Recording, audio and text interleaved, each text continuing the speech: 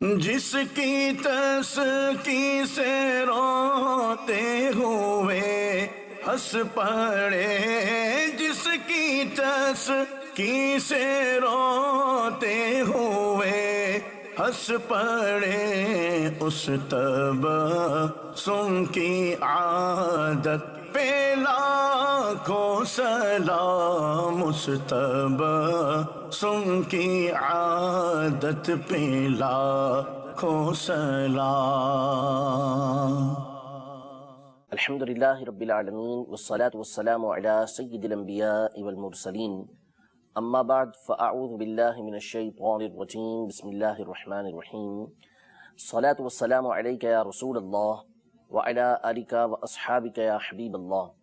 الصلاة والسلام علیک یا نبی اللہ وعلی آلک واصحابک یا نور اللہ۔ حضور اکرم صلی اللہ تعالیٰ علیہ وآلہ وسلم کا مبارک چہرہ اور پھر اس پر حضور علیہ السلام کی خوبصورت اور پیاری مسکراہٹ دلوں کو راحت دینے والی، مصیبتوں اور پریشانیوں کو دور کرنے والی ہے، جس کا تذکرہ ہم اپنے پچھلے سلسلے کے اندر تفصیل کے ساتھ سن چکے ہیں۔ وہ واقعات ہم سن رہے تھے کہ جن میں نبی کریم صلی اللہ تعالیٰ علیہ وآلہ وسلم کے مسکرانے کا، آپ علیہ السلام کے تبسم فرمانے کا ذکر موجود ہے۔ تو انشاءاللہ تبارک و تعالیٰ آج بھی اس حوالے سے کچھ واقعات، کچھ باتیں سنیں گے کہ نبی کریم صلی اللہ تعالیٰ علیہ وآلہ وسلم جس موقع پر بے اختیار جسے کہہ لیں مسکرا دیے، اور اس قدر مسکرائے کہ آپ صلی اللہ تعالیٰ علیہ وآلہ وسلم کی مبارک داڑھیں یہ ظاہر ہو گئیں۔ اس سے قبل میں یہ عرض کرتا چلوں کہ حضور اکرم صلی اللہ تعالیٰ علیہ وآلہ وسلم کے ہر عضو میں، ہر پارٹ آف باڈی کے اندر اللہ تبارک و تعالیٰ نے ایک اعتدال رکھا ہوا ہے، ایک بیلنس ہے اس کے اندر،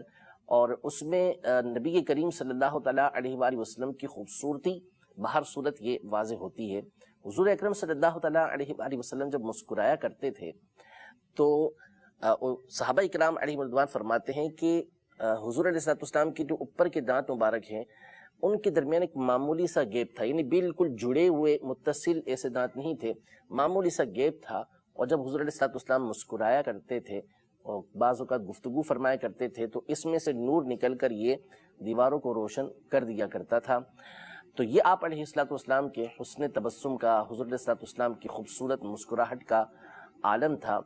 آپ علیہ السلام کا عمومی طور پہ مسکرانا یہ امت کے لیے ہوا کرتا تھا، جس کی کچھ مثالیں ہم پچھلے اپنے درس کے اندر، پچھلے اپنے سلسلے میں سن چکے ہیں۔ آئیے کچھ اور باتیں اس حوالے سے سماعت کرتے ہیں۔ صحیح بخاری شریف اور دیگر کتابوں کی حدیث مبارکہ ہے، حضرت سیدنا ابو ہریرہ رضی اللہ تعالیٰ عنہ اس حدیث پاک کے راوی ہیں کہ نبی کریم صلی اللہ تعالیٰ علیہ وآلہ وسلم ایک دن گفتگو فرما رہے تھے، اور آپ کے پاس دیہات کے رہنے والے ایک شخص تھے، یعنی اعرابی وہاں پر موجود تھے۔ نبی کریم صلی اللہ تعالیٰ علیہ وآلہ وسلم نے ارشاد فرمایا کہ ان رجلا من اہل الجنت استأذن ربہ فی الزرع، یعنی جنتی جب جنت کے اندر ہوں گے تو ایک جنتی اللہ تبارک و تعالیٰ سے اس بات کی اجازت چاہے گا کہ وہ جنت کے اندر کھیتی باڑی کرے، کھیتی اگائے اس کے اندر۔ حالانکہ جنت کے اندر ہر چیز موجود ہے، ہر طرح کی نعمت ہوگی، بندہ جو چاہے گا وَلَكُمْ فِيهَا مَا تَشْتَهِي أَنفُسُكُمْ، جو دل چاہے گا فوری طور پر ہمیں وہ حاصل ہو جائے گا۔ لیکن ایک جنتی اللہ تبارک و تعالیٰ کی بارگاہ میں عرض کرے گا کہ یا اللہ عز و جل میں چاہتا ہوں کہ میں کھیتی باڑی کروں، تو اللہ تبارک و تعالیٰ اس سے ارشاد فرمائے گا کہ أَوَلَسْتَ فِي مَا شِئْتَ، کیا تو اس حالت میں نہیں ہے کہ جو تو چاہے وہ تجھے مل جائے؟ وہ کہے گا کہ بلا وَلَكِنْ أُحِبُّ أَنْ أَزْرَعَ، لیکن میں پسند کرتا ہوں کہ میں کھیتی باڑی کروں۔ تو ایسا ہی ہوگا، اور فوری طور پر بیج لگیں گے، بیج اگیں گے، اور پھر اس کے بعد بیج پھوٹیں گے، اس میں سے کھیتی نکلے گی، جس چیز کی بھی کھیتی ہوگی فوری طور پر وہ پیداوار اس کی ہوگی، خود ہی اس کی کٹائی ہوگی، اور سارا کا سارا ایک جگہ پر پہاڑوں کی طرح جمع ہو جائے گا، بہت سارا اناج جو ہے وہ جمع ہو جائے گا۔ تو اللہ تبارک و تعالیٰ ارشاد فرمائے گا کہ اے ابن آدم، تجھے کوئی چیز سیر نہیں کر سکتی، تیرا پیٹ کوئی چیز نہیں بھر سکتی،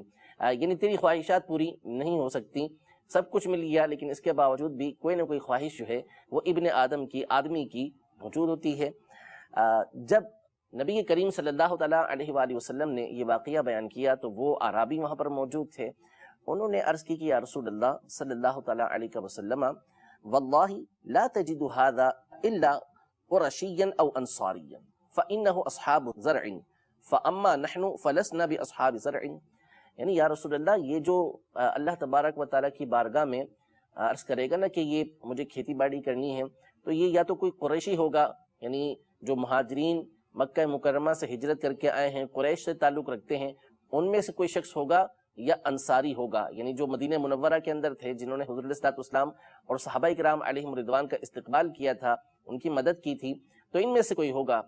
کیونکہ یہی لوگ کھیتی باڑی کرتے ہیں، ہم لوگ تو کھیتی باڑی کرتے ہی نہیں ہیں. یعنی انہوں نے اپنا عذر پیش کر دیا کہ یہ اللہ تبارک و تعالیٰ جو فرمائے گا نا کہ لا یشبعک شیء، اتنا کچھ ملنے کے باوجود بھی وہ کھیتی باڑی کرنا چاہ رہا ہے، تو ایک طرح سے کسی کو کہا گیا، یعنی اس کو ایک تنبیہ کی جا رہی ہے، اس کے اوپر ایک بات ہو رہی ہے کہ تمہارا پیٹ کسی چیز سے نہیں بھر سکتا. تو انہوں نے فوری طور پر اپنے آپ کو اس سے محفوظ کر لیا کہ یہ جو کچھ کریں گے نا، یہ یا تو قریش تعلق کے والے کریں گے یا پھر انصار کریں گے، کیونکہ یہی کھیتی باڑی کرتے ہیں، ہم تو کھیتی باڑی کرتے ہی نہیں ہیں. ان کے اس انداز پر ابو ہریرہ رضی اللہ تعالیٰ عنہ فرماتے ہیں فضحک رسول اللہ صلی اللہ تعالیٰ علیہ وآلہ وسلم، نبی کریم صلی اللہ تعالیٰ علیہ وسلم ان کی گفتگو سن کر ہنس پڑے، یعنی آپ علیہ السلام بہت زیادہ ان کی بات کے اوپر مسکرائے. حضور اکرم صلی اللہ تعالیٰ علیہ وسلم کی ایک اور حدیث مبارکہ جو بڑی تفصیل کے ساتھ صحیح مسلم شریف کے اندر اور دیگر کتابوں میں موجود ہے، حضرت سیدنا عبداللہ بن مسعود رضی اللہ تعالیٰ عنہ فرماتے ہیں کہ نبی کریم صلی اللہ تعالیٰ علیہ وآلہ وسلم نے ارشاد فرمایا کہ جو شخص جنت میں سب سے آخر میں داخل ہوگا، میں اس کو جانتا ہوں کہ وہ کون ہے. وہ کبھی تو چل چل کے آئے گا جہنم سے باہر، اور کبھی وہ گھسیٹتا ہوا آئے گا، اور جہنم کی آگ جو ہے اس کو جلا رہی ہوگی یہاں تک کہ وہ اس سے دور ہو جائے گا. جب اس سے دور ہو جائے گا تو پھر جہنم کی آگ کی طرف پلٹ کے دیکھے گا اور کہے گا تبارک الذی نجانی منکی لقد اعطانی اللہ شیئا ما اعطاہ احدا من الاولین والآخرین. یعنی اللہ تبارک و تعالی کی ذات مبارک ہے، برکت والی ہے، جس نے مجھے تجھ سے نجات دی، یعنی جہنم سے، آگ سے مجھے نجات دی، اور اللہ نے مجھے وہ عطا کیا کہ جو اولین آخرین میں سے یعنی کسی کو بھی نہیں دیا ایسا.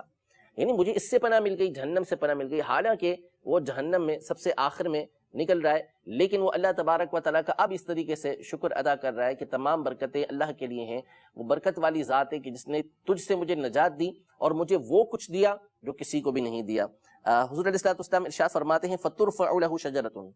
اس کے سامنے ایک درخت ظاہر کیا جائے گا، تو وہ اللہ تبارک و تعالیٰ کی بارگاہ میں عرض کرے گا کہ یا اللہ عز و جل مجھے اس درخت کے قریب کر دے تاکہ میں اس کا سایہ حاصل کروں، اور یہاں جو پانی ہے درخت کے پاس اس کو میں پیوں.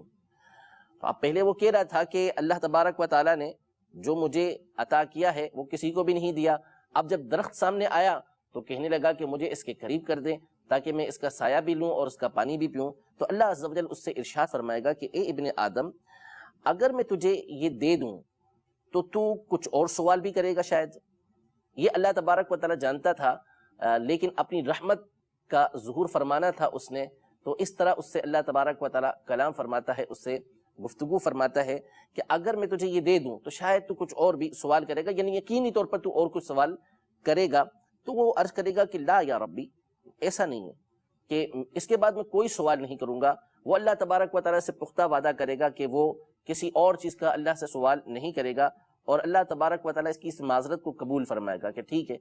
تو نے کہا تھا کہ سوال نہیں کرے گا لیکن پھر تو سوال کر رہا ہے، تو اس کی معذرت کو قبول فرمائے گا. لِأَنَّهُ يَرَى مَا لَا صَبْرَ لَهُ عَلَيْهِ، اس لیے کہ اللہ تبارک و تعالیٰ جانتا ہے، اسے معلوم ہے کہ ان قریب اس نے وہ چیز دیکھنی ہے کہ جس پر یہ صبر کر ہی نہیں سکے گا. بہرحال اس کو اس درخت کے قریب کر دیا جائے گا، وہ اس کے سائے میں بیٹھے گا اور وہاں جو پانی ہوگا اس میں سے وہ پیے گا.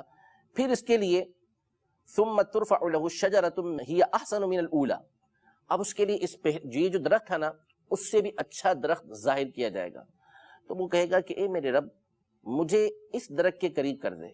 تاکہ میں اس کے پانی سے پیوں اور اس کا سایہ حاصل کروں، پھر اس کے بعد میں تجھ سے کوئی سوال نہیں کروں گا، اس درخت کے مجھے پاس کر دے. تو اللہ عز و جل اس سے ارشاد فرمائے گا کہ اے ابن آدم، اے آدمی، کیا تو نے مجھ سے وعدہ نہیں کیا تھا کہ تو مجھ سے اس کے علاوہ کوئی سوال نہیں کرے گا؟ اگر میں تجھے دے دوں جو تو سوال کر رہا ہے تو تو اس کے علاوہ اور بھی سوال کرے گا. تو وہ اللہ تعالیٰ سے وعدہ کرے گا کہ نہیں، میں اس کے علاوہ تجھ سے اور کچھ بھی سوال نہیں کروں گا. اللہ تبارک و تعالیٰ اس کا عذر قبول فرمائے گا، اس کی معذرت کو قبول فرمائے گا. اور کیونکہ اللہ تبارک و تعالیٰ جانتا ہے کہ ان قریب یہ وہ کچھ دیکھے گا جس پر یہ صبر نہیں کر سکے گا، تو اللہ تعالیٰ اس کو اس اچھے والے درخت کے اور قریب کر دے گا، جو زیادہ اچھا ہوگا اس کے قریب کر دے گا، وہ اس کے سائے میں بیٹھے گا، وہاں پانی پیے گا۔ اب اس کے لیے جنت کے دروازے کے پاس ایک درخت ظاہر کیا جائے گا جو دونوں پہلو والے سے اچھا ہوگا، تو وہ اللہ تبارک و تعالیٰ کی بارگاہ میں عرض کرے گا کہ ای ربی، اے میرے رب، ادنینی من ہذہ، مجھے اس کے قریب کر دے، لاستظل بظلھا، تاکہ میں اس کا سایہ لوں اور اس کے پانی میں سے پیوں، لا اسألک غیرہا، اس کے بعد میں تجھ سے کوئی سوال نہیں کروں گا۔ تو اللہ عز و جل پھر وہی ارشاد فرمائے گا کہ اے ابن آدم، کیا تو نے مجھ سے وعدہ نہیں کیا تھا کہ تو مجھ سے اس کے علاوہ کوئی سوال نہیں کرے گا؟ تو قال، وہ کہے گا آدمی کہ بلا یا ربی، ایسا ہی ہے یا رب، میں نے یہ کہا تھا کہ لا اسألک غیرہا، میں تجھ سے اس کے علاوہ سوال نہیں کروں گا۔ لیکن اللہ تبارک و تعالیٰ اس کی معذرت کو قبول فرمائے گا اور اللہ تبارک و تعالیٰ اس کو اس درخت کے قریب کر دے گا۔ جب وہ اس درخت کے قریب ہوگا جو جنت کے دروازے کے پاس ہوگا، تو وہ اہل جنت کی آوازوں کو سنے گا، خوشیوں بھری آوازیں ہوں گی، راحتوں کے اندر آوازیں ہوں گی، نعمتوں کے اندر لوگ موجود ہوں گے، ان کی آوازیں سنے گا۔ تو اب اللہ تبارک و تعالیٰ کی بارگاہ میں عرض کرے گا کہ ادخلنیہا، یا اللہ عز و جل مجھے اس کے اندر داخل کر دے، یعنی جنت کے اندر داخل کر دے۔ تو اللہ عز و جل ارشاد فرمائے گا کہ اے ابن آدم، تیرا مجھ سے سوال پورا نہیں ہوتا ہے، یعنی تو سوال کرتا ہی رہتا ہے، سوال کرتا ہی رہتا ہے، تو کیا تو اس بات پر راضی ہے کہ میں تجھے اتنا دوں کہ جتنی دنیا ہے اور اتنا ہی اور دوں، یعنی پوری دنیا جو تھی جہاں سے تو آیا ہے، یعنی جہاں ہم رہتے ہیں، وہ اتنا بھی تجھے عطا کروں اور اتنا ہی اور بھی تجھے عطا کروں، یعنی تجھے دے دوں، کیا تو اس پر راضی ہے؟ تو وہ کہے گا کہ یا ربی اتستہزئ منی وانت رب العالمین، کہ تو پروردگار عالم ہے، رب العالمین ہے، اور تو مجھ سے مذاق فرماتا ہے، یعنی میں تو یہ کہہ رہا ہوں کہ مجھے جنت کے اندر داخل کر دے، اور تو فرما رہے کہ جنت کے اندر تجھے اتنا عطا کروں کہ جتنی دنیا تھی اور اس کے دگنا اور دے دوں تجھے، تو مجھ سے ایسی گفتگو کر رہا ہے، تو گویا کہ یہ تو ایک طرح سے مذاق ہے، اور تو رب العالمین ہے، رب العالمین ہو کے کیسے مذاق فرما سکتا ہے؟ فضحک ابن مسعود، حضرت عبداللہ بن مسعود رضی اللہ تعالی عنہ جو اس حدیث کے راوی ہیں، انہوں نے یہ حدیث بیان کی اور حدیث بیان کر کے یہ ہنس پڑے۔ تو پھر اس کے بعد خود ارشاد فرمایا کہ تم مجھ سے پوچھتے نہیں ہو کہ میں کیوں ہنسا ہوں؟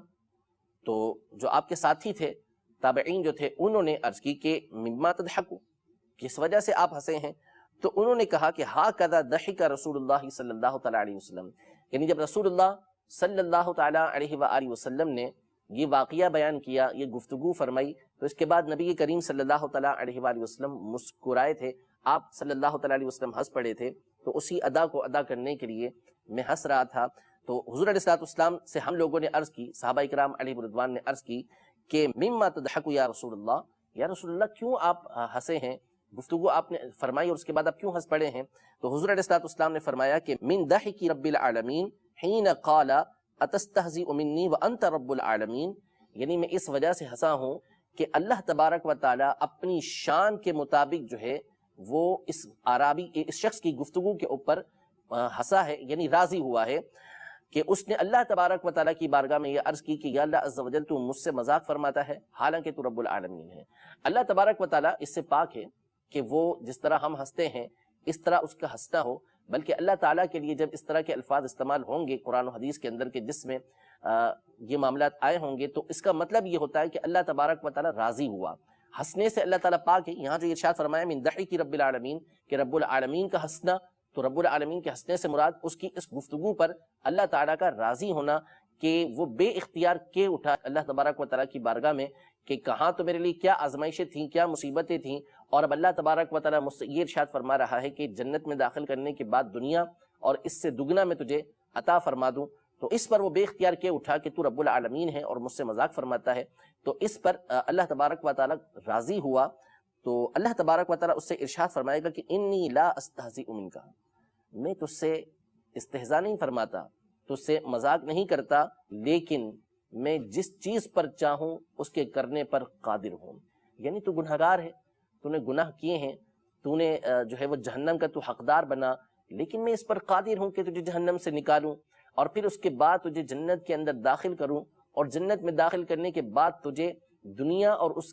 کی مثل اور تجھے اس کی جیسی اور تجھے عطا کروں۔ تو میں ولیکنی علی ما اشاء قادر، میں جو کرنا چاہوں اس کے اوپر قادر ہوں، تو میں تجھے داخل بھی کر سکتا ہوں اور اتنا تجھے عطا بھی کر سکتا ہوں۔ تو اللہ تبارک و تعالیٰ کے خوش ہونے پر، اللہ تبارک و تعالیٰ کے راضی ہونے پر نبی کریم صلی اللہ تعالیٰ علیہ وآلہ وسلم مسکرائے۔ اس کی گفتگو ایسی تھی کہ بے اختیار جو ہے وہ اس طرح کی بات کہہ اٹھا، تو نبی کریم صلی اللہ تعالیٰ علیہ وآلہ وسلم مسکرائے، اور اسی پر عبداللہ بن مسعود رضی اللہ تعالیٰ عنہ مسکرائے، اور جو صحابہ کرام علیہم رضوان وہاں موجود تھے یقیناً نبی کریم صلی اللہ تعالیٰ علیہ وآلہ وسلم کی اس ادا کو ادا کرنے والے ہوں گے۔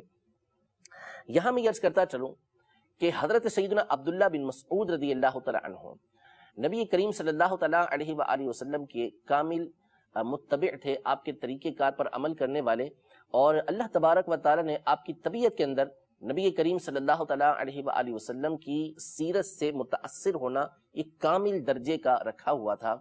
آپ مسکرائے، کیوں مسکرائے کہ نبی کریم صلی اللہ تعالیٰ علیہ وآلہ وسلم اس موقع پر مسکرائے تھے،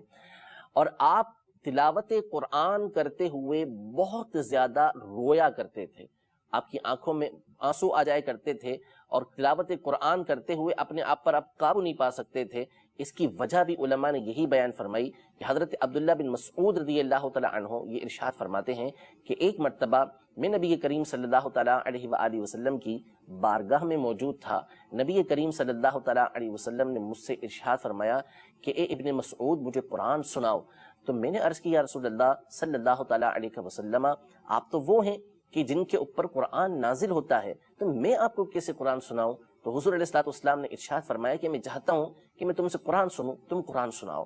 انہوں نے نگاہیں نیچی کر کے قرآن مجید فرقان حمید کی تلاوت شروع کی، سورۃ النساء پڑھنا شروع کی، یا ایھا الناس اتقوا ربکم، یہاں سے پڑھتے پڑھتے کئی رکوع آپ نے پڑھے، اور اس آیت پر پہنچے کہ وجئنا بک علی ہؤلاء شہیدا۔ تو حضرت عبداللہ بن مسعود رضی اللہ تعالیٰ عنہ فرماتے ہیں نبی کریم صلی اللہ تعالیٰ علیہ وسلم نے فرمایا حسبک حسبک، کافی ہے، اتنا کافی ہے۔ حضرت عبداللہ بن مسعود رضی اللہ تعالیٰ عنہ نے اپنی آنکھیں اٹھا کر اوپر دیکھی تو فرماتے ہیں کہ نبی کریم صلی اللہ تعالیٰ علیہ وسلم کی مبارک آنکھوں میں آنسو تھے، یعنی تلاوت قرآن سنتے ہوئے حضور علیہ السلام رو رہے تھے۔ حضرت عبداللہ بن مسعود رضی اللہ تعالیٰ عنہ نے اس کا تأثر ایسا لیا کہ آپ جب بھی قرآن مجید فرقان حمید کی تلاوت کرتے تو آپ کے اوپر رقت طاری ہوا کرتی تھی۔ یہ رونے کا معاملہ تھا۔ اسی طرح وہ مقامات کہ جہاں پر نبی کریم صلی اللہ تعالیٰ علیہ وسلم کا مسکرانا ہے، آپ علیہ السلام کا ہنسنا ہے، تو عبداللہ بن مسعود رضی اللہ تعالیٰ عنہ کا انداز آپ نے دیکھا کہ انہوں نے نبی کریم صلی اللہ تعالیٰ علیہ وآلہ وسلم کی اس ادا کو کس طریقے سے ادا کیا۔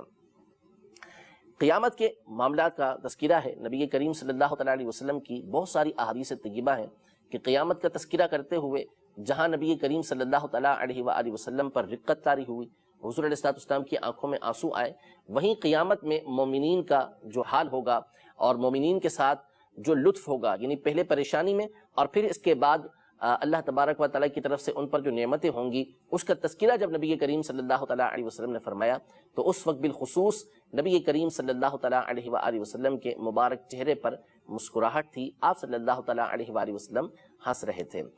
اسی میں سے ایک واقعہ سماعت فرمائیے، صحیح مسلم شریف کی حدیث مبارکہ ہے کہ حضرت سیدنا ابو ذر غفاری رضی اللہ تعالیٰ عنہ ارشاد فرماتے ہیں کہ نبی کریم صلی اللہ تعالیٰ علیہ وسلم نے یہ ارشاد فرمایا کہ میں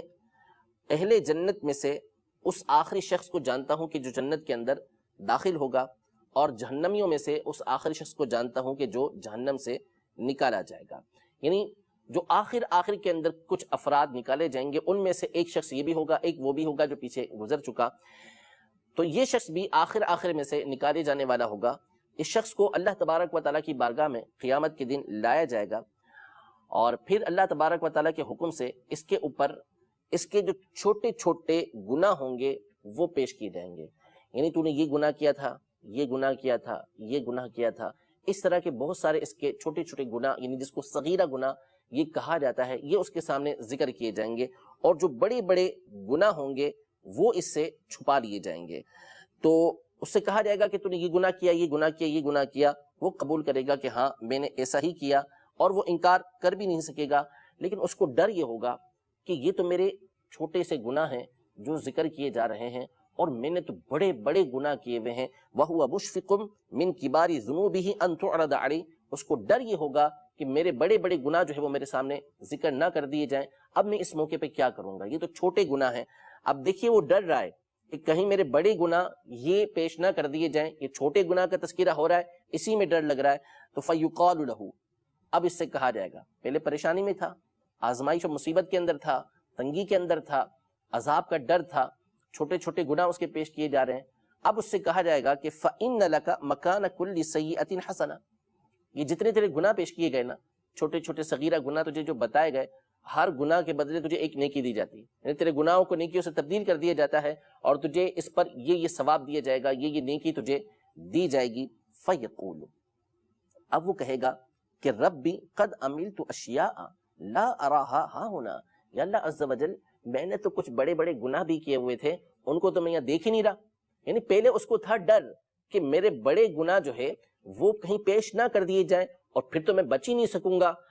وہ بڑے گناہوں کو پیش کرنے سے ڈر رہا تھا، لیکن جب ہر گناہ کے بدلے اس کو نیکی ملنے لگی، اللہ تبارک و تعالیٰ کی رحمت کا جوش اس نے دیکھا، اللہ تبارک و تعالیٰ کی بے پایا رحمت اس نے دیکھی کہ یہاں تو گناہ کے بدلے ثواب مل رہا ہے، نیکی مل رہی ہے، اللہ تبارک و تعالیٰ مجھے معاف فرما رہا ہے، تو اب بے اختیار کے اٹھا کہ یا اللہ میں نے تو بڑے بڑے گناہ کیے تھے جو مجھے یہاں پر نظر نہیں آ رہی کہ ان کے بدلے بھی مجھے نیکی مل جائے۔ قال ابو ذر رضی اللہ تعالیٰ عنہ، کہ حضرت سیدنا ابو ذر غفاری رضی اللہ تعالیٰ عنہ یہ ارشاد فرماتے ہیں کہ میں نے نبی کریم صلی اللہ تعالیٰ علیہ وآلہ وسلم کو دیکھا کہ آپ صلی اللہ تعالیٰ علیہ وآلہ وسلم اس کی اس بات پر اس قدر مسکرائے کہ آپ صلی اللہ تعالیٰ علیہ وسلم کی مبارک داڑھیں یہ ظاہر ہو گئی۔ ان واقعات کا تذکرہ ہم کر رہے ہیں کہ جس میں نبی کریم صلی اللہ تعالیٰ علیہ وآلہ وسلم کی مبارک مسکراہٹوں کا اور بے اختیار کچھ باتوں کے اوپر حضور علیہ السلام کا مسکرا دینا ہے، ہنس پڑنا ہے، انہی میں سے ایک واقعہ مزید سماعت فرمائیے۔ حضرت سیدنا عمار بن یاسر رضی اللہ تعالیٰ عنہ یہ ارشاد فرماتے ہیں کہ حضرت عمر رضی اللہ تعالیٰ عنہ سے ان کی گفتگو ہوئی کہ اگر کسی کے اوپر مثال کے طور پر غسل فرض ہو جائے اور پانی نہ ہو تو اسے اس بات کی اجازت ہوتی ہے کہ وہ تیمم کر سکتا ہے، یعنی پانی پر وہ قادر نہیں ہے، اس کی شرائط ہیں کہ پانی پر اس کو قدرت نہیں ہے، یا وہ مریض ہے کہ پانی اس کو نقصان دے گا اور کوئی اور صورت نہیں ہے، تو جہاں شرائط پائی جائیں اور اسے تیمم کی اجازت ملے تو تیمم کی اجازت ہوتی ہے۔ حضرت عمر رضی اللہ تعالیٰ عنہ کے سامنے حضرت سیدنا عمار بن یاسر رضی اللہ تعالیٰ عنہ کی گفتگو ہوئی تو حضرت عمر رضی اللہ تعالیٰ عنہ سے انہوں نے عرض کیا کہ اے امیر المومنین، یعنی یہ واقعہ ہے حضرت عمر فاروق رضی اللہ تعالیٰ عنہ کی خلافت کا، انہوں نے عرض کی کہ یا امیر المومنین، آپ یاد کریں اس وقت کو کہ جب میں اور آپ دونوں ایک سفر کے اندر تھے، ایک جگہ پر تھے، تو میں نے مٹی کے اندر لوٹ لگائی تھی اور آپ نے جو ہے وہ تیمم نہیں کیا تھا، یعنی مسئلہ یہ ہے کہ وضو اگر کسی کو کرنا ہو اور وہ پانی پر قادر نہ ہو تو اس صورت میں تو تیمم کرنے میں کوئی مسئلہ نہیں تھا، لیکن حضرت عمر رضی اللہ تعالیٰ عنہ کو یہ شبہ ہوا تھا کہ کیا کوئی شخص غسل فرض ہونے کی صورت میں تیمم کر سکتا ہے یا نہیں کر سکتا۔ تو حضرت عمار بن یاسر رضی اللہ تعالیٰ عنہ نے حضرت عمر رضی اللہ تعالیٰ عنہ کو یہ واقعہ یاد دلایا کہ یاد کیجئے کہ جب ہم دونوں پر ہی غسل فرض تھا تو میں نے تو مٹی میں لوٹ لگا کر تیمم کر لیا تھا اور آپ نے تیمم نہیں کیا تھا، پھر اس کے بعد جب ہم نبی کریم صلی اللہ تعالیٰ علیہ وآلہ وسلم کی بارگاہ میں حاضر ہوئے تو اخبرتہ، میں نے حضور علیہ السلام کو اس سارے معاملے کی خبر دی، فضحک رسول اللہ صلی اللہ علیہ وسلم، تو حضور علیہ السلام اس پر مسکرا دیے، یعنی انہوں نے جو مٹی کے اندر لوٹ لگائی نا اپنا فرض ادا کرنے کے لیے کہ کسی طریقے سے غسل میرا پورا ہو جائے اور میں پاکی حاصل کر کے نماز ادا کر سکوں، تو حضور علیہ السلام ان کے اس عمل پر مسکرائے اور فرمایا انما کان یکفیک ان تقول ہاکذا، یعنی تجھے یہ بات کافی تھی کہ تو اس طرح کر لیتا، یعنی تیمم کرنے کا جو طریقہ کار ہے اسے نبی کریم صلی اللہ علیہ وسلم نے ذکر کیا کہ اپنے ہاتھوں کو زمین پر مارنا، پھر اس کے بعد پہلی جو ضرب لگائی تھی اس سے اپنے پورے چہرے کا مسح کرنا۔ وہ طریقہ کار یہ ہوتا ہے کہ زمین پر ضرب لگائی جائے، اس کے بعد اس کو جھاڑ لیا جائے، مٹی لگی ہو اس کو جھاڑ لیں اور پھر اس کے بعد پورے چہرے کا تیمم کرے، ایک ایک جگہ پر جو ہے وہ اپنے ہاتھوں کو پہنچائے، پھر اس کے بعد دوسری ضرب لگائیں اور اپنے دونوں ہاتھوں پر پورا اچھی طریقے سے مسح کریں، ایک ایک حصے کے اوپر اپنے ہاتھ کو پھیر لیں گے اور نیت پہلے سے تیمم کی ہوئی تھی تو اس طریقے سے تیمم ادا ہو جاتا ہے۔ اب چاہے یہ وضو کے لیے ہو چاہے غسل کے لیے ہو، لیکن حضرت عمار بن یاسر رضی اللہ تعالیٰ عنہ نے یہاں پر اجتہاد کیا اور چونکہ غسل فرض ہوا تھا تو انہوں نے، چونکہ غسل کے اندر پورا بدن دھویا جاتا ہے، پانی ڈالا جاتا ہے، تو انہوں نے مٹی کے اندر لوٹ لگا لی کہ جس طرح اس میں پورے جسم پر پانی ہوتا ہے تو اسی طرح پورے جسم پر مٹی جو ہے وہ لگ جائے۔ تو نبی کریم صلی اللہ تعالیٰ علیہ وسلم ان کے اس انداز پر مسکرا دیے اور ارشاد فرمایا کہ تجھے اتنا کافی تھا کہ تو مٹی پر ایک ضرب لگاتا، اپنے چہرے پر ہاتھ پھیرتا، دوسری ضرب لگاتا اور اس سے اپنے ہاتھوں کے اوپر مسح کر لیتا۔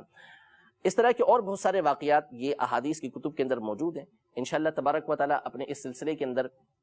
اور ان مقامات کو ذکر کریں گے کہ جس میں نبی کریم صلی اللہ تعالیٰ علیہ وآلہ وسلم صحابہ کرام علیہم رضوان کی باتوں پر بے اختیار مسکرائے، یا نبی کریم صلی اللہ تعالیٰ علیہ وسلم نے آخرت کا تذکرہ کیا اور اس میں مومنوں کو راحت حاصل ہوئی تو وہاں حضور علیہ السلام مسکرائے، یا حضور علیہ السلام پر آیات نازل ہوئیں، آپ علیہ السلام کو خوشخبریاں دی گئیں آپ کی امت کے لیے، اس پر حضور علیہ السلام مسکرائے. اس حوالے سے اور بھی واقعات اپنے اگلے سلسلوں کے اندر ذکر کریں گے. رب العزت جل وعلا ہم سب کو نبی کریم صلی اللہ تعالیٰ علیہ وآلہ وسلم کی میٹھی نظریں عنایت فرمائے اور قیامت کے دن حضور علیہ السلام کے مسکراتے چہرے کے صدقے میں ہمیں اللہ تبارک و تعالیٰ جنت میں داخلہ نصیب فرمائے. آمین بجاہ النبی الامین صلی اللہ تعالیٰ علیہ وآلہ وسلم. جس کی تسکی سے روتے ہوئے ہنس پڑے، جس کی تسکی سے روتے ہوئے ہنس پڑے، اس تبسم کی عادت پہ لاکھوں سلام، اس تبسم کی عادت پہ لاکھوں سلام.